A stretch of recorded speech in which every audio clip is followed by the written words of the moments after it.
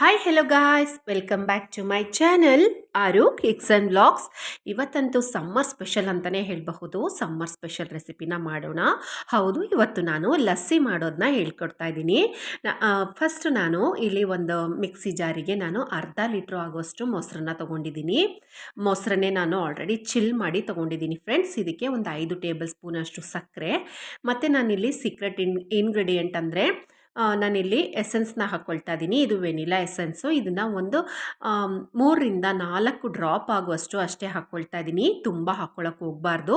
ತುಂಬ ಹಾಕ್ಕೊಳ್ಳೋಕೆ ಹೋದರೆ ತುಂಬಾ ಎಸೆನ್ಸಿಂದು ಸ್ಮೆಲ್ ಜಾಸ್ತಿ ಅನಿಸುತ್ತೆ.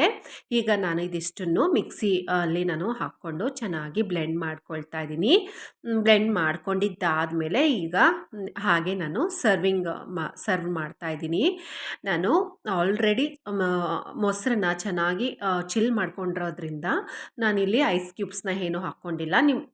ನೀವೇನಾದರೂ ಮೊಸರನ್ನ ಚಿಲ್ ಮಾಡ್ಕೊಂಡಿಲ್ಲ ಅನ್ನೋದೇ ಆದರೆ ಖಂಡಿತವಾಗ್ಲೂ ಐಸ್ ಕ್ಯೂಬ್ಸ್ನ ನೀವು ಸೇರಿಸ್ಕೊಳ್ಬಹುದು. ಸಮ್ಮರಿಗೆ ಊಟಕ್ಕಿಂತಲೂ ನಮಗೆ ಈ ಥರ ರೆಸಿಪಿಗಳು ತುಂಬಾ ಬೇಕಾಗುತ್ತೆ ಅಲ್ವಾ.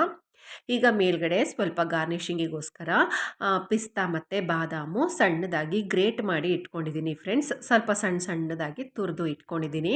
ಮಧ್ಯ ಮಧ್ಯ ಕುಡಿಬೇಕಾದ್ರೆ ಸಿಗ್ತಾ ಇದ್ದರೆ ತುಂಬಾ ಚೆನ್ನಾಗಿರುತ್ತೆ ಅನ್ನೋ ರೀಸನ್ಗೆ ನಾನು ಈ ರೀತಿ ಹಾಕ್ಕೊಳ್ತಾ ಇದ್ದೀನಿ. ವಾವ್, ನನಗಂತೂ ಊಟನೇ ಬೇಡ, ಇದನ್ನೇ ಕುಡಿತಾ ಇದ್ಬಿಡೋಣ ಅನ್ನೋ ಅಷ್ಟು ಅಂತ ಅನ್ನಿಸ್ತಿತ್ತು.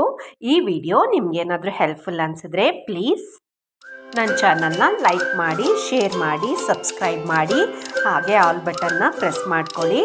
ನೆಕ್ಸ್ಟ್ ವಿಡಿಯೋದಲ್ಲಿ ಸಿಗ್ತೀನಿ ಅಂತ ಹೇಳ್ತಾ ಥ್ಯಾಂಕ್ ಯು. ಬೈ.